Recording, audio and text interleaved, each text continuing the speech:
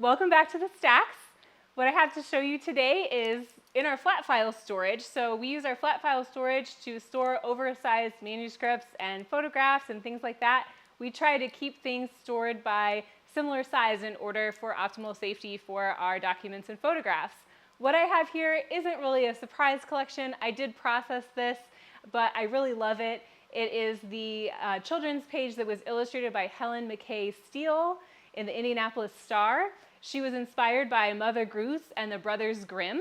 We also have the mock-ups for her sketches for the children's page in our graphics collection. So here we are.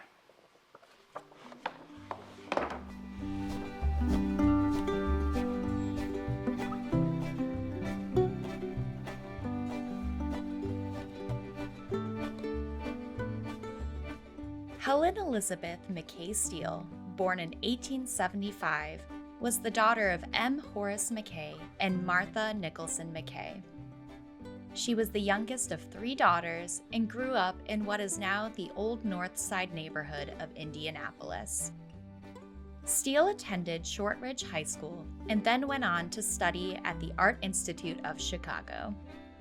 In 1902, she worked as one of the first instructors at the newly formed Herron Art Institute in Indianapolis. There, she would meet her future husband, Brant Steele, son of famous Indiana artist T.C. Steele. Steele was most interested in decorative arts and crafts, and she made designs for stained glass, leather, as well as woodcuts and prints. Beginning in May 1911, she was responsible for writing and illustrating a children's page in the Indianapolis Star newspaper. The page centered around tales from Mother Goose and the Grimm Brothers and was titled, "A Page for Those Who Are a Few Years Old and Others Who Are a Good Many Years Young." These pages featured detailed drawings accompanied by poetry, horoscopes, and short stories meant to teach children lessons. Steele also included articles teaching information on native plants and where to find them, as well as short history lessons and works by guest writers. Steele also encouraged children to give back to their communities. In the 1911 editions leading up to Christmas Day, Steele featured a series of fables that she encouraged children to cut out and save to create small paper books of the printed stories. The young readers were then instructed to return the completed books to the Indianapolis Star's office so that they may be gifted to other children in the area. According to a critic from the New York-based Outlook magazine, Steele's page was not the typical comic section that utilized hurtful stereotypes and lacked entertaining educational content. Steele's work, the magazine said, was well drawn, well painted, and a thoroughly interesting page for children. At the time when newspapers and printed materials of different kinds were more accessible than ever, both the Indianapolis Star and Steele recognized the opportunity to provide children with content that was both challenging but relatable.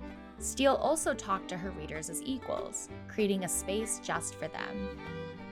In her children's page, she often featured messages to her readers, signing off on them with the pen name, "Your Own Page." Although Steele's Sunday pages were well loved by many children and adults alike, the section only lasted 2 years. Helen McKay Steele lived the rest of her life as a well-known cultural leader and talented artist in the Indianapolis community. Steele continued to have a rich career in art and would later be deeply involved in the women's rights movement. Today, her children's section newspapers, as well as other photos and letters from Steele, are housed at the Indiana Historical Society in the Brant and Helen McKay Steele collection and can be viewed at our library.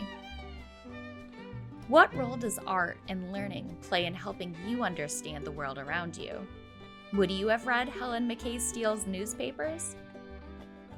Thanks for exploring the stacks with us, and we hope you join us for what we unbox next.